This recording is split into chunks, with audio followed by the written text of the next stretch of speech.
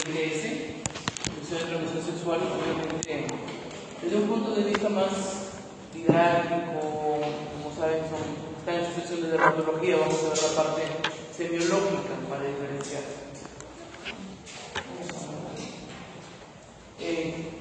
ITS es un tema importantísimo para ustedes, no solo para su práctica médica, sino que también, si lo quieren ver desde un punto de vista práctico, cuando ustedes tienen su examen de preinternado, su examen de NAM, hasta examen de salud que ahorita les quieren tomar, viene este tema.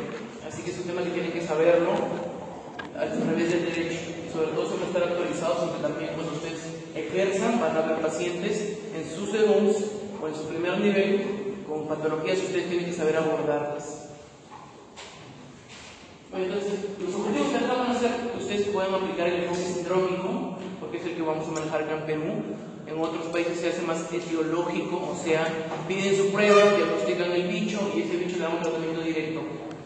Eso es lo ideal. Pero acá en el Perú no tenemos todas las herramientas, así que el manejo sindrómico nos salva bastante. Diferenciarlo clínicamente, iniciar un tratamiento empírico basado por lo menos en criterios clínicos y implementar las 4C en cada consulta que ustedes tienen. Empezamos con un caso clínico y al final de este casito lo vamos a resolver, pero si quiere participar alguien, levanta la mano. Varón de 22 años, heterosexual, consulta por una llaga, una lesión indolora en el pene de unos 7 días de evolución. No tiene fiebre. Ustedes verán acá la imagen, ahí está la lesión, y en la descripción te mencionan que es una úlcera única en surco ovalano prepucial, la base limpia, indurada, bordes nítidos, no dolorosa, adenopatías inguinales bilaterales, firmes, no supurativas. Toda la clínica bien descrita de esta lesión. Y síntomas asociados, en los últimos 5 días también tiene disuria, que molestas al momento de orinar, y secreción uretral mucosa escasa. Antecedentes recientes, contacto sexual sin protección con pareja ocasional, muy importante hace 3 semanas. A ver, ¿quién lo quiere abordar? ¿Alguien quiere lanzar algún diagnóstico o algo? ¿O alguien tiene alguna duda?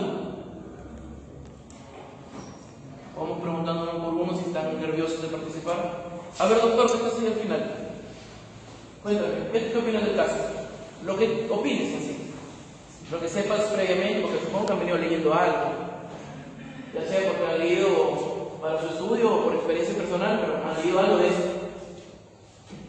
¿Qué opinas?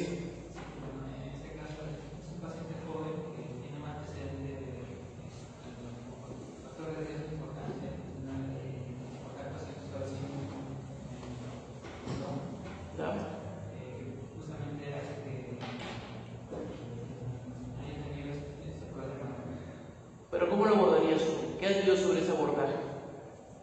Si por ejemplo tienes dudas de la etiología, por lo menos ¿qué síndrome colocas acá? Los síndromes que colocarías acá.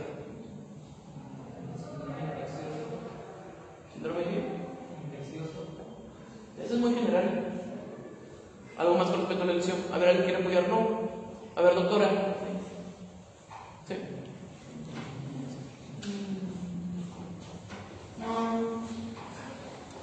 ¿Quieren apoyarlo? ¿Alguien? A ver. Sí, podría ser un síndrome ulceroso. Ya, síndrome de úlcera genital. Acá. ¿Alguien más? ¿Falta un hito? ¿Alguien más? Está muy bien lo que ha dicho el doctor, síndrome de úlcera genital. Pero esa secreción uretral también me llama la atención. ¿Cómo? Síndrome de descarga uretral, ¿no? O sea, una uretritis. Hay que buscar la causa. Entonces tiene ambos. Y así lo enfocas y luego vamos con las etiologías. Bueno, entonces, ¿cuál es el panorama actualmente? A ver, que las ITS van cambiando con el tiempo, ¿ah?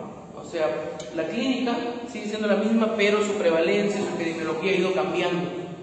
Ustedes pueden pensar que quizás con el advenimiento de los antibióticos y esta medicina basada en evidencia, ya no deberían haber ITS, pero se ha visto que hay un repunte en los últimos años, sobre todo en los últimos 20 o 30 años, han aumentado casos de sífilis, quizás no tan severas como antes, porque las personas ya tienen mayor acceso a un centro de salud, pero hay más casos, hasta inclusive asintomáticos, ¿no? Sífilis, en Perú hay epidemia de VIH, está concentrado en grupos de riesgo, es el tema que está concentrado en grupos de riesgo. O sea, en personas que viven con el virus del enfermedades con VIH tienen mucha mayor prevalencia de ITS, igual personas privadas de libertad tienen bastante prevalencia, trabajadoras sexuales tienen bastante prevalencia de ITS. Entonces, en esos grupos a veces hay que enfocarnos, pero no solo son esos grupos los que tienen estas enfermedades, sino que estos grupos las tienen en mucha mayor proporción y siempre hay que sospechar ahí. En los últimos años, por ejemplo, hasta el 2020 2022 han aumentado un 30% los casos de sífilis, por ejemplo, y desde 2004 hay un aumento del 90% de los casos de ITS. Ven acá, no hay estadística peruana actual, porque la mayoría está abocada al estudio de VIH. Ustedes buscan en la DGE, que es de epidemiología, la población que más estudian es VIH. Ya han dejado un poco esa notificación de los casos de ITS que se deberían notificar. Acuérdense, cuando ustedes tengan un caso de ITS, hay una hoja, una ficha de epidemiología que ustedes deben solicitar, trabajen donde trabajen, para poder hacer. O que se acompañan a un doctor que está haciendo la consulta y tienen que recomendarle hacer eso, porque se ha perdido bastante esa epidemiología. Miren cómo en otros países, esto por ejemplo es España, cómo está aumentando la infección por la que más aumenta es la vía trachomatis, luego le sigue gonococo y luego le sigue sífilis, pero siempre está en sífilis. Hubo un punto en que bajaron y después se han vuelto a repuntar, sobre todo después de 2020. Después de 2020. ¿Por qué creen ustedes? A ver, doctor, todo de la segunda, que estás bien atento. Dime, ¿por qué crees que se han repuntado los casos de ITS? De gonococo, sífilis, clamidia. ¿Por qué supondrías tú que han aumentado si ya tenemos antibióticos, ya hay supuestamente preservativos, distinto tipo de educación? ¿Por qué crees que siguen aumentando? ¿Ya?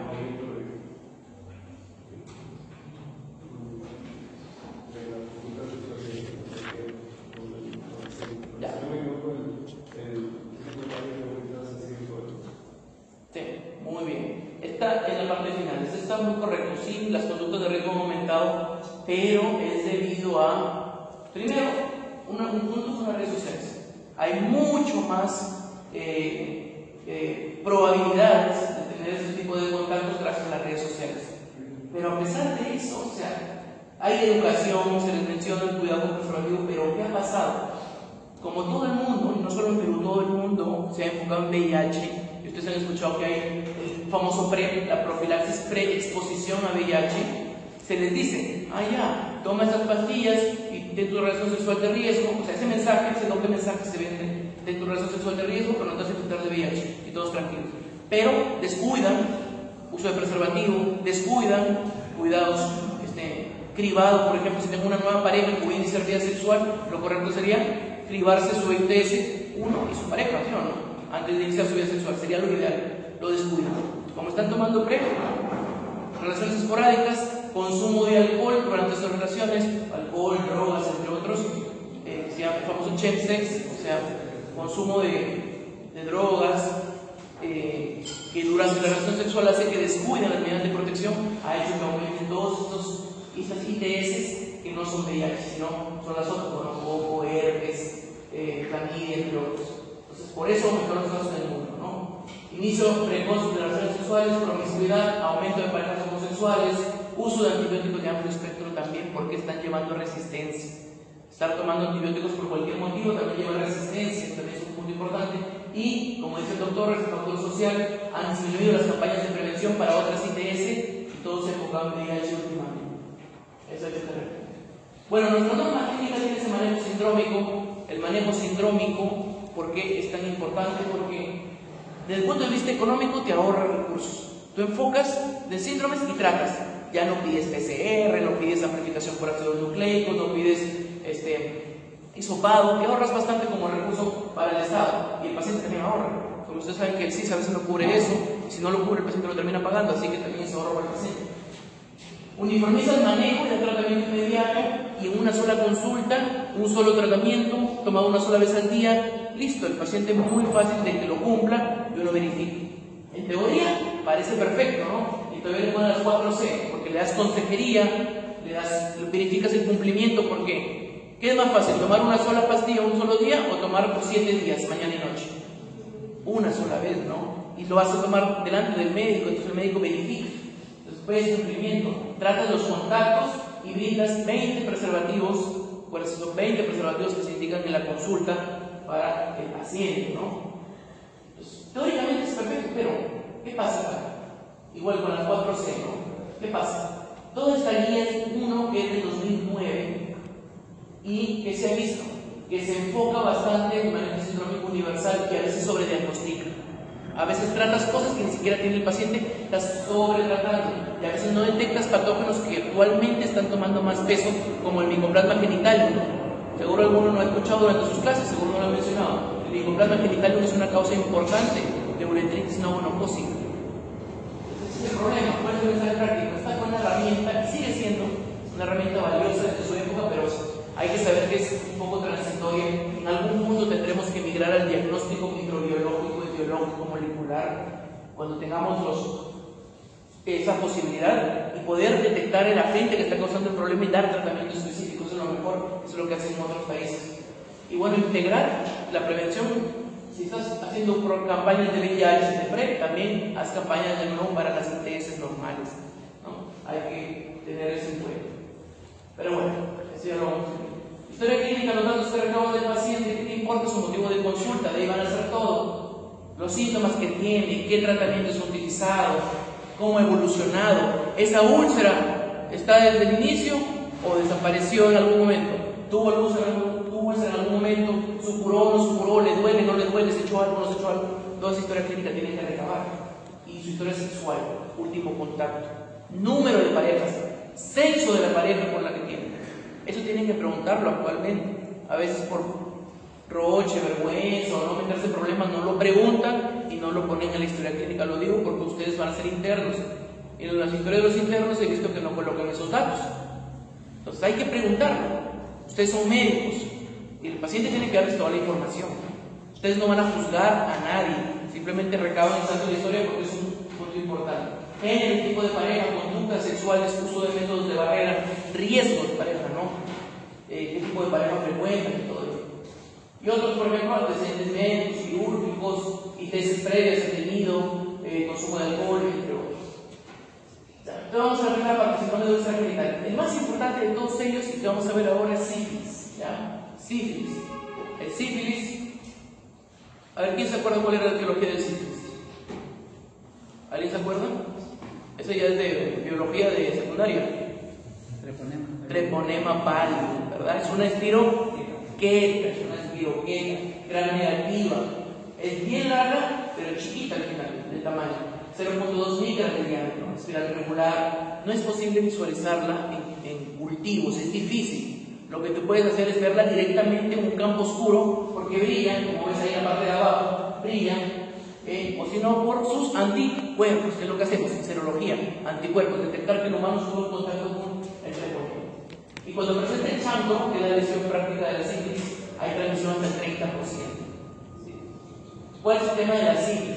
La sífilis se inocula en la piel, atraviesa y evade la respuesta inmune.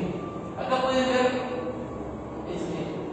qué es lo que hace la sífilis. La sífilis ingresa y empieza a evadir la respuesta inmune, se empieza a camuflar. Tiene antígenos que no despiertan mucho la inflamación, entonces pasa desapercibida al inicio. ¿Y qué le gusta? Llegar hacia la arteria, hacia las arterias para hacer una endarteritis, o sea, inflamar el endotelio de las arterias por dentro. Le gusta ponerse ahí. Es lo primero que hace. Por eso es que empieza a ser como una úlcera, porque se dificulta ese flujo sanguíneo hacia la piel, y si hay el flujo sanguíneo disminuido, eso hace una isquemia. Esa isquemia al final se hace una erosión y mientras más profunda sea, se llama úlcera. Ahí está la fisiopatología de la sífilis. Pero es una úlcera poco inflamatoria, por eso es una úlcera limpia, no supurativa. Ahí ya ven viendo de dónde sale la clínica. Entonces, ese chancro evade la respuesta inmune, se replica localmente y hace una lesión ulcerosa inicial. Después, como no hay mucha cosa que hacer, la respuesta inflamatoria se va y desaparece la úlcera. Por eso también es transitoria la úlcera en la sífilis. A veces te van a llegar pacientes con sífilis. Acuérdense que la sífilis, ¿cuántas fases tiene? 3, clásico, ¿no? La del chancro es la primaria. Pero hay pacientes que llegan con la fase secundaria Porque nunca se percataron de la primaria, porque este chancro desaparece. Tienes que consultar en la historia clínica. Salió alguna lesiones medicales y ahí te van a decir. Entonces, eso es lo que pasa, ¿no?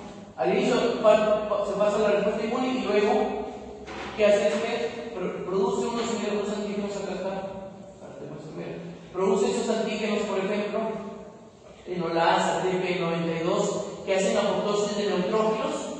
Al inicio baja esa respuesta inmune porque se mueren las células inflamatorias y luego se liberan antígenos que llaman a macrófagos, y justo en esos macrófagos ese treponema pálido se mete, y con los macrófagos se va hacia los ganglios y se va hacia todo el cuerpo en su fase secundaria, pero bien pausado, no tienen tiempos.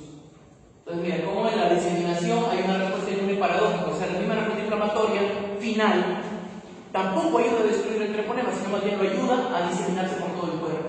Se disemina el ganglio linfático regional y luego toda la economía corporal. Oye, acuérdense de eso. Y acuérdense, les repito, la sífilis, el treponema le encanta afectar a los vasos sanguíneos. Y es más, una pregunta de examen. Afecta a los vasos sanguíneos que nutren al vaso sanguíneo. ¿Cómo así? Los vasos sanguíneos, como todo órgano del cuerpo, también tienen que ser nutridos, sus células tienen que ser nutridas. Se nutren por un vaso que se llama el vasa vasorum. Este vasa vasorum está afectado por el treponema. Justo ahí, justo ese vaso del vaso sanguíneo. Muy bien, entonces está.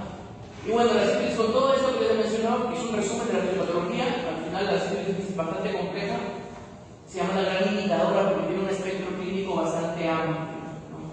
La primaria es una úlcera, vamos a verlo en la fase primaria del chancro. Mira, este gráfico es muy importante, presten atención. Se inocula 10 a 90 días de incubación, eso importa bastante, porque si se incuba 90 días, ¿cuánto tiempo tengo que buscar los contactos previos del paciente para también tratarlos? 90 días, porque los contactos pueden que no tengan el chancro, porque recién está en un periodo de incubación. Hasta 90 días atrás de la historia del paciente tengo que decirle, oye, tus parejas de los últimos 3 meses, ya, tráelos acá, o dales tratamiento, o dales esta tarjeta, porque a veces entregan tarjetas, y dile que venga inmediatamente para examinar. Ojo, por eso nacen los 90 días de la úlcera umbilical. Desde los 10 a 90 días de sífilis, hace sífilis primaria, que es el chancro, luego se disemina hematógenamente, o sea, por la sangre y por los ganglios, 3 a 10 semanas después del chancro. Primero el chancro, luego 3 a 10 semanas después, sífilis secundaria. Y esa sífilis secundaria podría desaparecer también en 3 a 12 semanas, podría desaparecer y quedarse en un estado latente. Eso se llama sífilis latente. Y puede estar jugando entre secundaria y latente. Uno de cada 4 pacientes, o sea, el 25%, va de latente a secundaria, luego de secundaria a latente, y así van a estar por los primeros 1 a 2 años. Y de 2 a 20 años en adelante, ¿qué podría pasar? Que ahí quede, que no haya recidiva, o que evolucione una sífilis terciaria. La temida sífilis terciaria o neurosífilis. Ojo, y ahí están los datos. Vamos a ver cada uno. Sífilis primaria, mira, úlcera única, indolora. En el hombre, por ejemplo, le gusta el surco barrero prepucial, en la mujer le gusta la parte vulvar. Mira, está la úlcera, ¿no? Pero esto es zona genital, también podría estar a nivel labial, por si acaso, dependiendo del contacto, obviamente. Ya no les tengo que explicar cómo ha sido el contacto en esa segunda imagen, ¿no? Lo asumo que no. Pero dependiendo del contacto, tienes esa lesión. Eso es lo clásico. Única, úlcera, indolora. A ver, apunten. Úlcera única, indolora, bordes indurados, base limpia. Eso es una úlcera de sífilis. Lo clásico es eso. Pero en medicina, ustedes saben, nunca digas nunca y nunca digas siempre. Hay pacientes que pueden tener múltiples úlceras y sigue siendo sífilis. Pueden ser atípicas, pueden ser dolorosas. Qué sé yo. Las úlceras anales por sífilis, tienden a doler por su ubicación. Así que no se guíen tanto de una sola característica, sino de todas las características en sí, junto al contexto del paciente. Y obviamente, si tiene la prueba de laboratorio, aplicarla. Acá están las diferentes lesiones que puede haber, ¿no? En el paladar, en el labio, en la vulva, en el pene, en el glande, en la mano. A ver, doctora. Esta acá, la penúltima de esta fila. Usted, ¿Cuáles son las características de la úlcera de sífilis?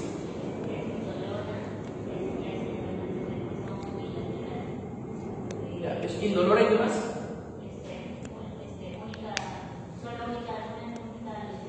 Única, ya, a ver, atenua. A ver, doctor, de la segunda. Indolora, úlcera única. De la siguiente, acá arriba. Está un concierto guamarina allá. Está con sueño. Úlcera única, indolora, bordes indurados, base limpia. ¿Tiene adenopatías o no tiene adenopatías? A ver, no lo mencioné, pero ¿tiene o no tiene? Puede tener. No es criterio, pero puede tener. ¿Son dolorosas? No son dolorosas las adenopatías, no supuran, pero puede quedarse ahí, inclusive después de que se fue la úlcera, por si acaso, puede mantenerse. Ya, ojo, bien atentos. El chancro puede pasar desapercibido debido a que, como les digo, es indoloro, entonces no siempre se dan cuenta, o a veces le da vergüenza ir al médico y consultar, y como ya les pasó, a veces dicen, no, fue un granito nomás, no fue una cremita y está. No, tienen que preguntar bien esa parte de eso. Y bueno, la primaria, como les digo, puede estar hasta 6 semanas y luego desaparece, y 4 semanas después está la secundaria. Y esa secundaria, como les digo, puede tener fase de latencia 1 a 2 años hasta ver si evoluciona o no evoluciona a una terciaria. Mira, hasta 30 años o más, recién puede haber neurosífilis. Así que, paciente con neurosífilis puede que haya tenido su infección primaria hace 30 años y quizás ni se acuerde. Así que es una historia clínica bastante importante que conozcan. Vean ahí la sífilis secundaria, ¿qué es lo que pasa? Ya desapareció el chancro, pero hay diseminación. Y si se disemina en todo el cuerpo a los ganglios, ¿qué va a haber? Linfadenopatías generales, múltiples, linfadenopatías en todo el cuerpo, cervical, posterior, axilar, todo inguinal, femoral. ¿Ves? De la fisiopatología nace esto. Y si se disemina en todo el cuerpo, ¿qué pasa cuando tenemos una infección generalizada?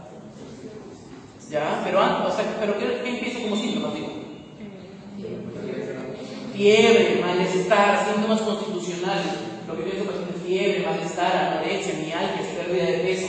Todo eso va a tenerlo con el paciente con sífilis secundaria. Y el exantema es característico, también pregunta de examen. ¿Es máculo-papular? O sea, ¿máculas qué son?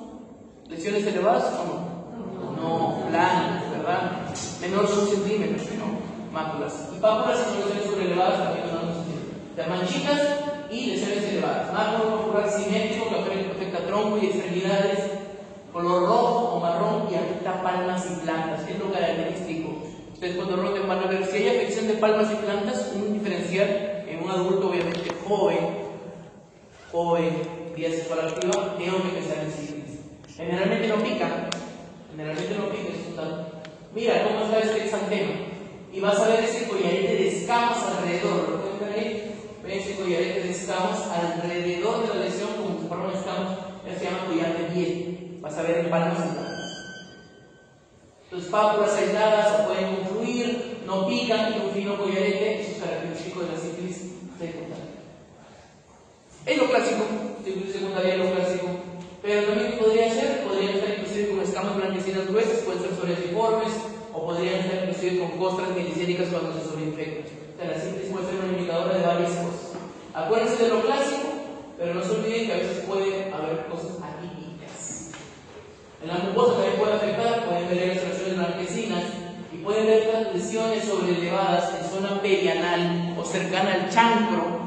Lesiones así color piel, blanco, grisáceo, planitas, sobrelevadas.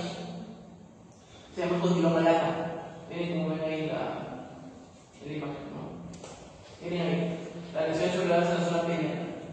Y acá miren cómo el mucoso tiene lesiones blanquecinas. Todo igual corresponde a sífilis secundaria. Y una diferencia, que acá estas condilomas sí duelen. Los condiloma lata sí duelen. Eso. Y si tú estudiaras ese parche que está acá, todo esto, vas a ver que está lleno de espiroquetas, porque está demasiado diseminado. Todo está lleno de espiroquetas. O sea, es contagioso, muy contagioso también. Acá salen otras imágenes para que se acuerden ahí, condiloma lata, condilomas planos, cerca del chancro, vas a ver, probablemente se tener por acá y acá tenemos condilomas semanas después. Ahí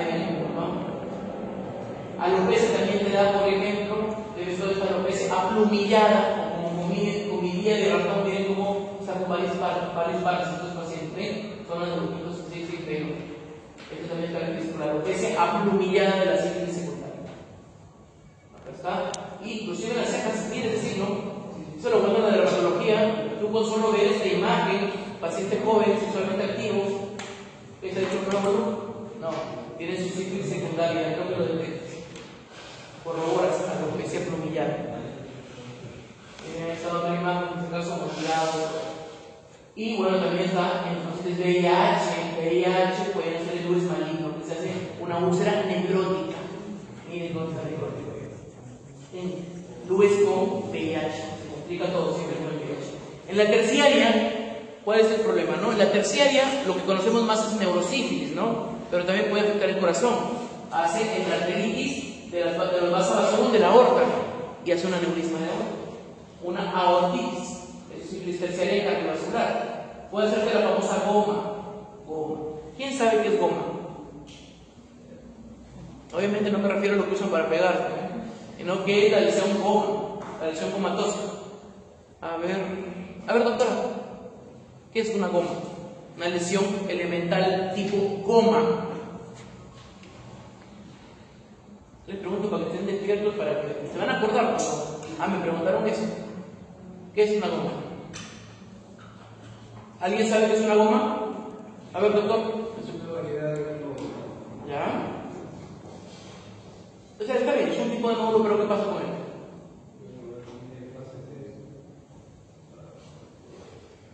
Bueno, ya, pero te lo cedo. Sí es un tipo de nódulo, pero ese nódulo, cuando se reblandece, porque los nódulos son duros, ¿o no? Cuando se reblandece y empieza a supurar, se empieza a salir pus de ese nódulo, se llama goma, una lesión gomatosa. Un nódulo que se reblandece y empieza a supurar. Y pueden ver acá lesiones, por ejemplo, a nivel de cara. Mira, ya hace cicatriz, ese cicatriza bastante. Y empieza a salir pus, como lesiones gomatosas. Lesiones gomatosas. Mira cómo queda ese paciente. Tuvo varias gomas en la cara y mira cómo queda con cicatriz. Porque hace tractos fistulógicos. Acá está, lesiones gomatosas, goma sifilítico. Acá, sífilis nodular terciaria, que a veces se goma. Cuando empieza a reblandecerse, se supura. Muy bien. La neurosífilis, ya ustedes conocen que la neurosífilis sobre todo afecta los cordones posteriores de la médula espinal y te hace el famoso tabes dorsal. ¿Qué es el tabes dorsal? Que el paciente tiene ataxia sensitiva. O sea, el paciente no puede percibir sus piernas, no tiene esa propiocepción. Nosotros caminamos y no estamos viendo nuestras piernas, esos pacientes sí. Incluso esos pacientes, cuando no tienen esa sensación en sus piernas, tienen que hacer así para escucharse cómo caminan. Eso es lo que están haciendo ahí, ¿no? Esa es la famosa marcha tabetis, de tabes dorsal, porque se afecta el cordón posterior de la médula. ¿Cuáles son los cordones posteriores? A ver, pregunta anatomía básica. ¿De acuerdo o no? El nombre de los cordones posteriores. De Gol y de Burdach, ¿no? Así tienen que tenerlo preso, ustedes, Gol y de Burdach. Son los cordones posteriores que ven. ¿Qué ven los cordones posteriores? O ya no sigo preguntando. Vibración, propiocepción, tacto fino y temperatura, ¿no? El famoso BTP, ¿verdad? Neurosífilis. ¿Y qué hace también esta de acá? Esto es la pupila de Andy Robertson, ¿no? Es una pupila que sí presenta el reflejo fotomotor. El reflejo fotomotor sí lo presenta, ¿o no? En este caso, perdón, no presenta el reflejo fotomotor. O sea, tú acercas la luz y no lo presenta. Tú le acercas y no se contrae. Pero si tú acercas un dedo o algún lapicero o algo, sí tiene reflejo de acomodación. O sea, no se contrae a la luz, pero sí tiene reflejo de acomodación. La imagen de cómo le ponen la luz ahí y no se contrae. ¿Ves ahí? Tampoco se contrae. Pero si le haces reflejo de acomodación, ahí sí se contrae. Esa es la pupila de Andy Robertson, ¿no? Una neumonía importante para acordarse, y como yo lo recuerdo, es la pupila de la prostituta, le llaman, ¿no? No solo porque tiene sífilis, sino porque es una pupila que se acomoda, pero no reacciona. Por eso le llaman así. Reflejo de acomodación, pero no reacciona a la luz. Ahí se van a acordar. Ahí muchas personas olvidaron de eso. Ahí se ríen. A ver, tienes que ser experto para poder hacer ese tema, así que lo que nosotros hacemos mejor es pruebas serológicas. Están las no treponémicas y las treponémicas. Las no treponémicas es de RPR, que siempre ustedes han escuchado, que tienes que pedirla de manera cuantitativa. Quali no me sirve, cuanti sí, porque vas a pedir. Y esto sirve para el cribado, monitoreo y ver reinfección. ¿Cuál es el problema con estas? Que no son específicas. No son específicas. ¿Por qué? Porque miden anticuerpos, pero contra proteínas que tiene el treponema, que esas proteínas las encontramos en otras cosas. Lo bueno es que, como digo, sirve para screening, o sea, como primera prueba inicial, y también sirve para ver reinfección, porque se negativizan con el tratamiento, disminuyen con el tratamiento. Y si el paciente se vuelve a reinfectar, yo les puedo volver a pedir, y si están elevadas de nuevo, se reinfectó. Esa es la norma. Para eso me sirve. Y las treponémicas me sirven para confirmar. Entonces, ¿qué es lo que necesito saber? Primero pido mi prueba no treponémica, ya sea DDR o RPR. Si esta sale positiva, tengo que pedir mi prueba treponémica para confirmar. Puede ser el TTA, el TTPA, son pruebas que sí detectan anticuerpos específicos contra el treponema. No contra una proteína de cualquier, sino contra el treponema específico. Estas me sirven para confirmar, pero son positivas toda la vida. ¿Qué quiere decir? Que no la puedo pedir en una reinfección, porque esta siempre me va a ser positiva. Puede que el paciente haya tenido su sífilis hace 30 años, yo le pido esa treponémica, me sigue saliendo positiva, no significa que esté activo, significa que la tuvo, es su cicatriz. Acuérdense, cuando quieran reinfección, se pide BDR y RPR. Cuando quieran confirmar, se pide FCA, CTPA, que son las específicas. Y acá tienen los algoritmos, ¿no? Acuérdense de tradicional. Tradicional es que pides tu RPR y BDRL, que es tu prueba de screening. Sale negativo, descarta sífilis, que es otra causa. Pero si sale reactivo, pide cuantitativo y luego pide un test treponémico. Si el test treponémico sale positivo, confirmo sífilis, y si sale negativo el test treponémico, está un poquito alejado de la sífilis. Este es el esquema tradicional. El tratamiento en sífilis temprana, ya sea primaria, secundaria o latente. La latente puede ser menor de un año, es una latente temprana, supericilina, ¿no? Benzatínica, 2.4 millones. Pregunta de examen. 2.4 millones intramuscular. Benzatina, penicilina, ¿qué? ¿No? ¿Tienes alternativas, por ejemplo, si es alérgico el paciente a la penicilina? Doxiciclina, si es alérgico. Vamos a hablar sobre el tratamiento de la falla, porque también lo usa. Si es penicilina, es lo ideal. Si el paciente fuera alérgico, doy doxiciclina. Hay unos casos en los cuales yo, a pesar de que el paciente sea alérgico, yo no puedo dar doxi. ¿Qué casos son? Y que tengo que hacer una prueba de desensibilización. O sea, al paciente tengo que desensibilizarlo porque no me queda otra opción que penicilina. Lo pongo en UCI y le empiezo a darle pequeñas dosis de penicilina hasta que me tolere la dosis real. En las embarazadas. Las embarazadas yo no puedo dar doxis, teratogénico, le tengo que dar penicilina. En neurosífilis también solo es penicilina, como pueden ver aquí en neurosífilis, penicilina. Ojo, por si acaso, y tienen las otras pacientes. En el paciente con VIH, ¿el paciente con VIH es el mismo tratamiento o es otro? Paciente con úlcera genital es VIH.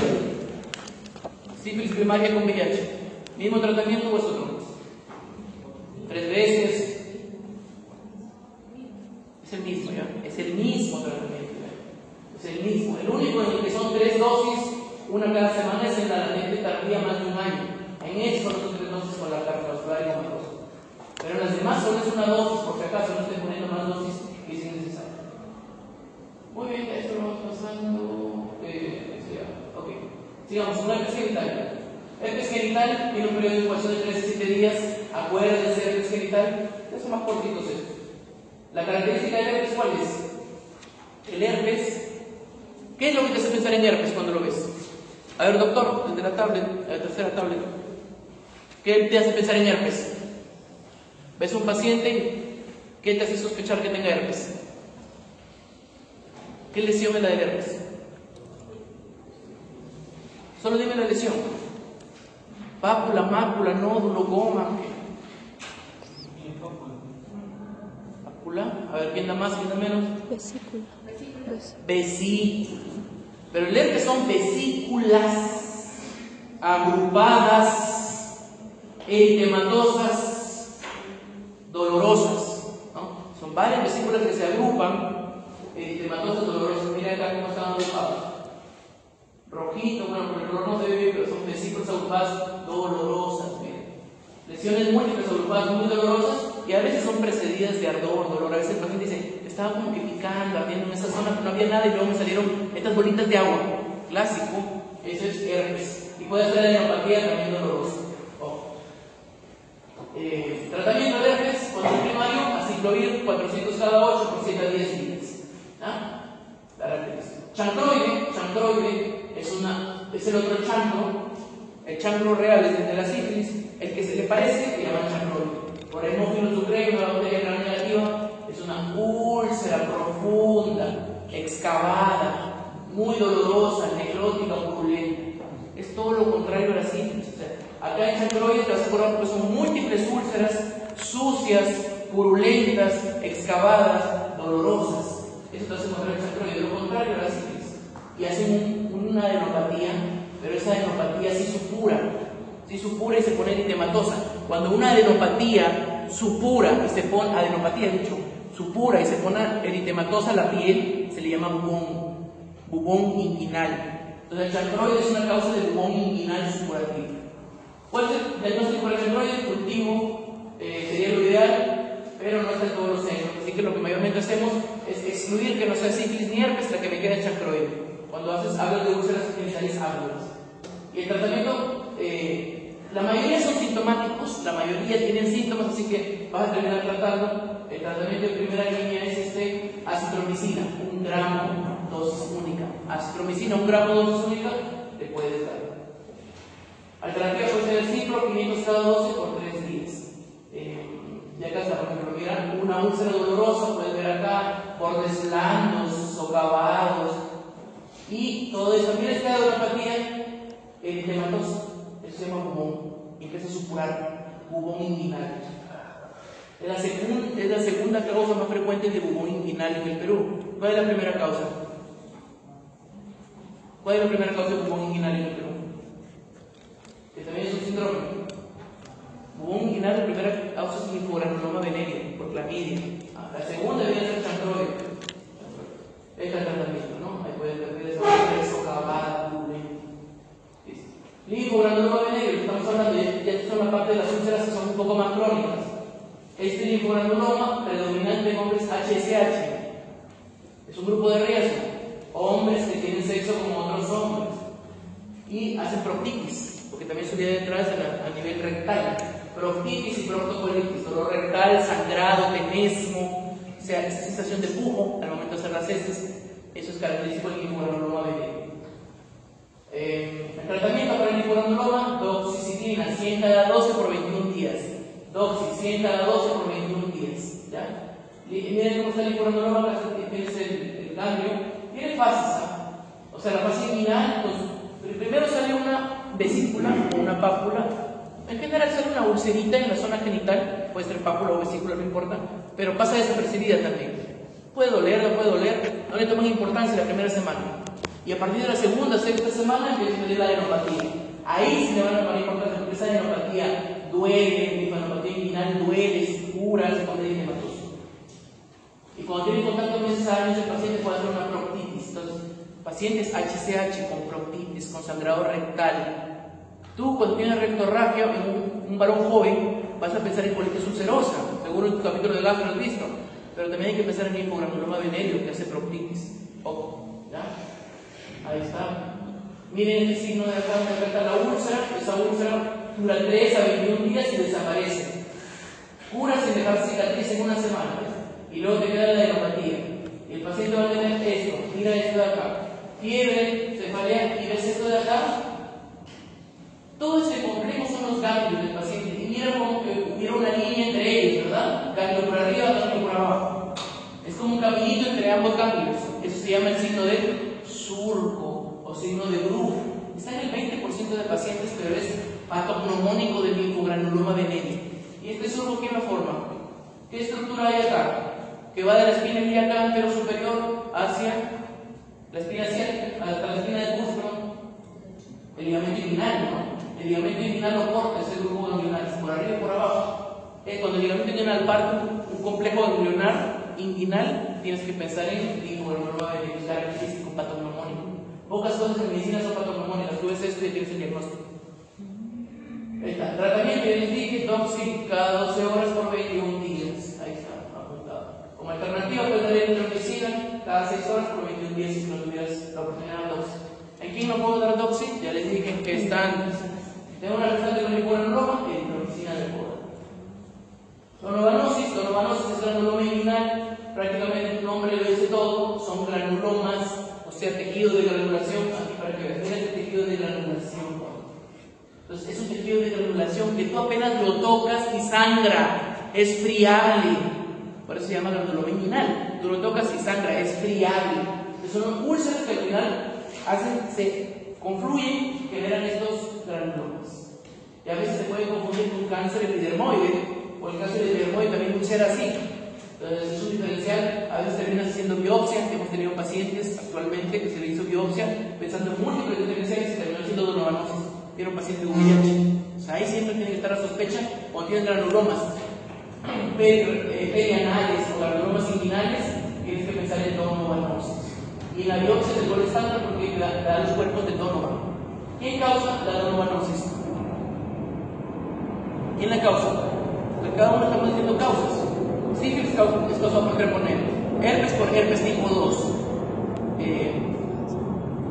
chancroide por hemófilos ducreí, linfogranuloma venéreo por clamidia trachomatis. ¿Quién causa la donovanosis? ¿Cuál falta? ¿Cuál? Klebsiella. ¿Klebsiella qué? Granulomatis. Klebsiella granulomatis, así se llama la Klebsiella. Actualmente es su nombre. Antes le llamaban Calidobacterium, pero ahorita es Klebsiella granulomatis. Tratamiento de la Klebsiella granulomatis, acitromicina. Estén apuntando esas cosas, las que repito y levanto un poco más la voz, son preguntas de examen. Acitromicina 1 gramo semanal por 3 semanas hasta que desaparezcan las lesiones. Mínimo 3 semanas, puede ir 4, 5, 6. ¿Te das cuenta? Linfogranuloma también era Doxy cada 12 por 3 semanas. Eso sí es exacto. Pero acá la donovanosis es acitromicina 1 gramo semanal por 3 semanas como mínimo, pero puede ser 4 o 5 hasta que desaparezcan esas lesiones. Son granulomas. Y acá está tu resumen, ¿no? Sífilis primaria, acá tienes, ahí te lo dejo para que usted lo puedan leer. Herpes también, para que diferencien las características de cada uno y sepan la clínica, ¿no? Lo de resaltado es lo que más se pregunta y con tratamiento para que puedan ver.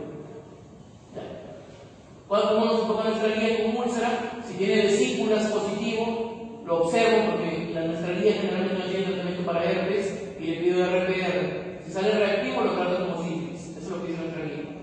Si no tuviera vesículas, igual pido RPR. Si sale positivo, lo trato como sífilis. Y como chancroide, porque no tiene vesículas, entonces pienso sífilis y chancroide. Es decir, nuestra guía es muy práctica, ¿no? Tiene vesículas, probablemente sea herpes, pero no puedo descartar sífilis, le pido RPR. Sale positivo mi RPR, penicilina. Y si no tiene vesículas, lo más probable es que sea o bien sífilis o chancroide. Le doy tratamiento para ambos, no se hace problema. Y tratamiento para la pareja, lo mismo los últimos 90 días. Eso es lo que dice nuestra guía. Lo ideal sería dar aciclovir, pero como no se tenía en ese tiempo, 2009, en el territorio no lo ponían, pero ustedes saben que pueden dar aciclovir a los pacientes cada 8 sospechas de herpes. La última parte de la chuletritis, como ven aquí, vean acá las manifestaciones. Miren cómo está acá. Así va a ser una descarga uretral dolorosa. Miren esto de acá, ven un mucoide blanquecino. Miren acá cómo es verdoso purulento. Miren esta cervicitis eritematosa purulenta. Mira cómo está bien eritematosa. Y acá un poquito más bajo. Esto te van a describir cuando ves descarga uretral, ya sea en varón o ya sea en mujer. Ya veamos, tiene 2 tipos, no gonocócica y gonocócica. La clásica de siempre es la gonocócica, por Neisseria gonorrheae. ¿Qué es lo que te va a llamar la atención acá? La Neisseria gonorrheae es muy inflamatoria, es muy purulenta. Mira, secreción purulenta, amarillo verdosa, tenía de sangre, el paciente le duele, bastante sangre, ya hace disuria. O sea, ardor a la Neisseria gonorrheae. Haces una adquisición grave y lo confirmas. Si tienes PCR, haces PCR. Tratamiento de la gonorrea, acá también dice Traxona. ¿Qué dosis? 500 miligramos, o sea, media ampolla. Media ampolla, dosis única para NSAID. Y las no monocósicas, las otras que también están dominando, son menos inflamatorias, tienes esa clamidia, que te hace secreción clara, o sea, cuando te digan muco purulento o purulento severo verdoso, gonococo. Mucoide, es seroso, es secreción clara, no gonocócica. ¿Ves? Así puedes diferenciar clínicamente para las preguntas de examen. No gonocócica, disuria leve, puede inclusive pasar asintomática y te complica más bien. De 1 a 2 semanas después de esa secreción puede aparecer el síndrome de Reiter o la artritis reactiva, o conjuntivitis, uretritis y artritis celatriana. Igual clamidia, con PCR lo pueden diagnosticar, y tratamiento de clamidia, doxiciclina cada 12 por 7 días. Otras causas que están tomando peso de uretritis no gonocócica es el micoplasma genitario. ¿Cuál es el problema con el micoplasma genitario? Es resistente. Tú tienes que, ¿cuál es el tratamiento? Acitromicina, 1 gramo diario, el primer día, y luego 500, cuando es para el micoplasma, ¿qué puedes hacer? Si sospechas el micoplasma genitario, porque recurrente, das 1 gramo el primer día, y luego sigue de 500 cada 24 por 3 días. Mira, acitromicina 1 gramo el primer día, y luego 500 cada 24 por 3 días para el micoplasma. Incluso a veces queda corto eso, y a veces tienen que darle doxiciclina o moxifloxacino. El micoplasma genitario está actualmente con bastante resistencia, ¿okay? Entonces, consideren los diferenciales en un paciente que sospechaste clamidia o gonococo, lo trataste, no mejora, ¿qué te queda? Micoplasma genitario, y hay que cambiar el tratamiento, inclusive agregar moxifloxacino. Muy bien. Acá está, nuestra norma técnica, como lo resumía, te daba una cipro, para cubrir gonococo, ahora el gonococo se ríe de la cipro, ya tiene las cosquillas, acipro 2 tabletas para cubrir clamidia, no se prefiere 2, pero eso es lo que daba más, ¿no? Y en los últimos 60 días te buscabas la pareja. Entonces, para la úlcera, ¿cuántos días atrás buscabas? Para la úlcera genital, ¿cuántos días atrás buscabas a la pareja? 90. ¿Y para la descarga uretral? 60. Bueno, ese es para que lo puedan leer, por ejemplo. Y terminar el caso clínico, ¿no? Recuerden el caso clínico, tus resultados 48 72 horas después. Serología para sífilis, RPR 1.64 reactivo, y le diste VIH, también salió no reactivo. Es lo que tuviste en tu postita, tu RPR y tu VIH, si lo llegas a tener. ¿Cuál es el tratamiento que dan? Acuérdense del caso del paciente, venía con una úlcera, esas características que se dio al inicio, una úlcera limpia, indurada, base no dolorosa, y también tenía descarga uretral mucoide, con poco dolor. ¿Qué tratamiento dan? A ver, la doctora de la primera fila, cuarto lugar, que está chateando ahí en Telegram. A ver, ¿qué tratamiento le hace a ese paciente? La primera lámina era el caso, y acá te estoy dando sus pruebas, sus resultados.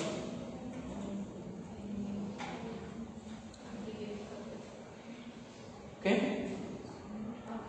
¿Pero cuál, pues? Si es que le das. ¿Cuánto?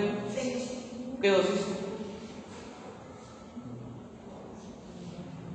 Procaínica, benzatínica, megacilina. ¿Qué penicilina quieres dar? ¿Tienes todas a tu disposición? ¿Ya? ¿Qué dosis? Es de tu compañero que quiere soplar. A ver, doctor. ¿Tú? ¿Cuál? 1 gramo. ¿Cuál es el tratamiento? ¿Alguien quiere ayudarnos? 2.4 millones de penicilina G-benza clínica, intramuscular. ¿Y qué más? ¿Y para la descarga uretral qué le daba? ¿Qué sospechan de esa descarga uretral? ¿Gonocócica o no gonocócica? ¿Gonocócica o no gonocócica?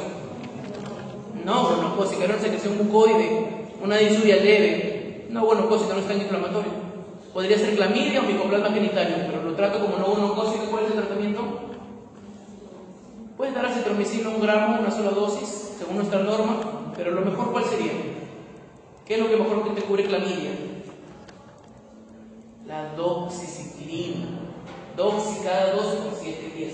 Ahí está. Tratamiento hoy, penicilina G, 2.4 millones intramuscular, más doxiciclina, 100 cada 12 por 7 días. Y les faltó notificar a parejas en los últimos 90 días porque tiene una úlcera. Justo 90 días y les hago tamizaje si es que amerita. Muy bien, pues eso ha sido todo de la descripción de ingresos.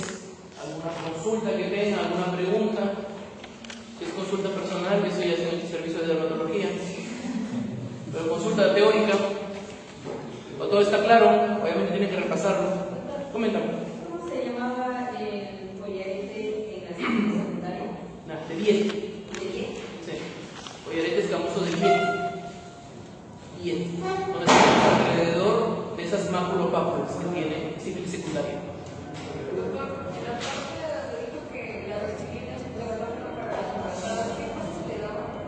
Así te lo puedes dar, o eritromicina.